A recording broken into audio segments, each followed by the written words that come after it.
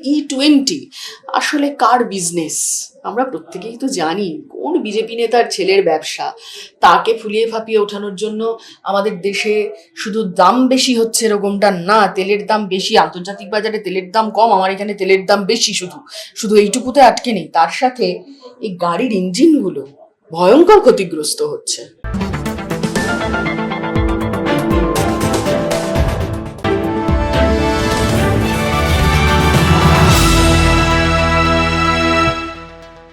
Cockroach party কি সত্যিই স্বতন্ত্র একটি আন্দোলন, নাকি এর নেপথ্যে রয়েছে বামেদের সংগঠিত সমর্থন? কেন এই নতুন প্ল্যাটফর্মকে সামনে রেখে আন্দোলনের পথে হাঁটছেন বামপন্থীরা? ককরোচের সাফল্য কি বদলে দিতে পারে বাম রাজনীতির পুরনো কৌশল? আর 2029-এর আগে জেনজি ও সোশ্যাল মিডিয়াকে হাতিয়ার করে কি নতুন করে ঘুরে দাঁড়ানোর প্রস্তুতি নিচ্ছে বাম শিবির? উঠছে একাধিক প্রশ্ন। এইসব প্রশ্নের উত্তরে আজ ট্রু নিউজ বাংলার সাথে সিপিআইএম নেত্রী মধুজা সেন রায়।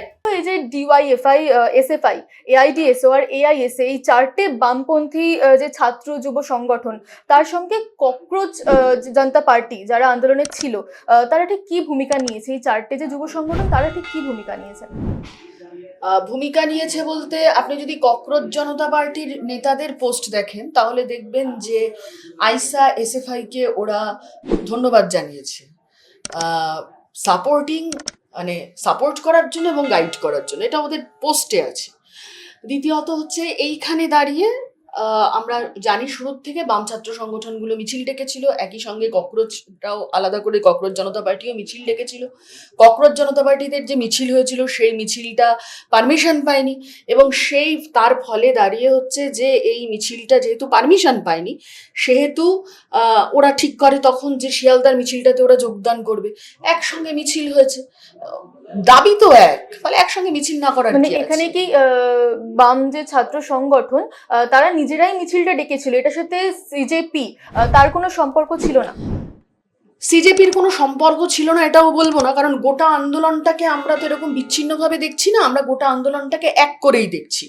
ফলে যে আন্দোলন যন্তর মন্তরে হয়েছে তারই পার্ট হিসেবে এখানে মিছিল কল করা হয়েছিল। পরবর্তীকালে পরিস্থিতি বিশেষে সবাই একসঙ্গে মিছিল করেছে, এর মধ্যে কোনো অস্বাভাবিকতাও নেই, আর এর মধ্যে কোনো বাড়তি কিছু আছে বলেও আমি মনে করছি না। আগামীকালে কি ককরোচ জনতা পার্টি আর যে ছাত্র বাম সংগঠন, সেটাকে কি আমরা একসাথে আরো কোনো আন্দোলনে দেখতে পাবো?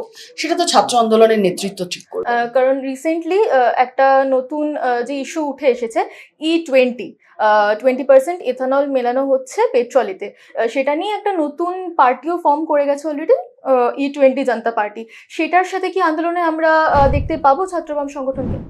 সেটা তো ছাত্র আন্দোলনের নেতৃত্ব বসে ঠিক করবেন যে ওরা কোন ইস্যুতে কার সঙ্গে কিসে আন্দোলনে যাবেন বা না যাবেন। তবে E20 ইস্যুতে বলতে পারি, আমরা সিপিআইএম গোটা দেশ জুড়েই এটার বিরুদ্ধে কথা বলেছি, এটার প্রতিবাদে কথা বলেছি, সংসদের ভেতরে আমাদের যেটুকু শক্তি আছে এটার বিরোধিতাই আমরা করছি।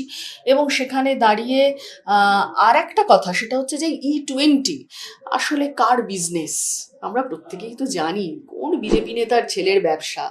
তাকে ফুলিয়ে ফাঁপিয়ে ওঠানোর জন্য আমাদের দেশে শুধু দাম বেশি হচ্ছে এরকমটা না, তেলের দাম বেশি, আন্তর্জাতিক বাজারে তেলের দাম কম, আমার এখানে তেলের দাম বেশি, শুধু শুধু এইটুকুতে আটকে নেই, তার সাথে এই গাড়ির ইঞ্জিনগুলো ভয়ঙ্কর ক্ষতিগ্রস্ত হচ্ছে। ফলে সেই জায়গায় দাঁড়িয়ে E20-র বিরোধিতা আমরা অবশ্যই করছি। এখনো দেখা যাচ্ছে যে পশ্চিমবঙ্গ, অসমেতে, বিহারেতে অনেক আন্দোলনকারীরা তারা এখন অব্দি জেলে রয়েছেন। সেটার জন্য এখনো সিজেপি বলেছে যে এখনো আমাদের প্রোটেস্ট থামেনি, আমরা প্রোটেস্ট করব এর জন্য। সরকার যদি তাদেরকে এখন অব্দি মুক্তি প্রতিশ্রুতি না দিয়ে থাকে, তাহলে কি আপনাদের এখন অব্দি আন্দোলন জারি থাকবে? আমার একটা খুব পরিষ্কার কথা আছে, সেটা হচ্ছে যে আমি একটু আগে দেখছিলাম মেন স্ট্রিম মিডিয়ায় খবর হচ্ছিল যে আমাদের এখানেও হচ্ছে যে যাদের আগের কোনো অপরাধের রেকর্ড নেই তাদের বিরুদ্ধে কোনো আইনি ব্যবস্থা হচ্ছে যে থাকবে না, যেটা গোটা ভারতবর্ষে হয়েছে সেটা এখানেও হবে। গোটা দেশ জুড়ে যদি এটা ওরা না করে, যদি না লাগু করে, যা কথা ককরোচ জনতা পার্টির নেতৃত্বদের সাথে হয়েছিল, তাহলে আন্দোলনে তো নিশ্চিতভাবে আবার সব মানুষ রাস্তায় নামবেন, ছাত্ররাও রাস্তায় নিশ্চিতভাবে নামবেন। সেই সিদ্ধান্ত তো ওরা নিশ্চিতভাবে নিয়েছেন।